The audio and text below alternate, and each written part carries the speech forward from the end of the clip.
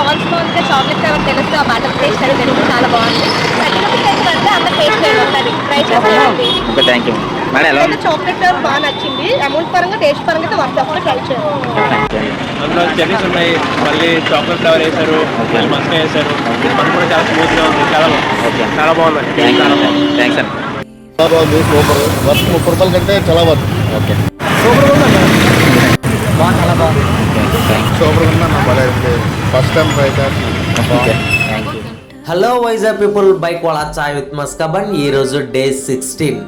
Day 15 video అయితే post చేయడానికి అవ్వలేదు, సో 2 వీడియోలు కలిపి పెడుతున్నా. అందరికీ ముందుగా హ్యాపీ న్యూ ఇయర్, కొత్త సంవత్సర శుభాకాంక్షలు. సో ఈ కొత్త సంవత్సరంలో మీ అందరికీ మంచి జరగాలని మనస్ఫూర్తిగా కోరుకుంటున్నా.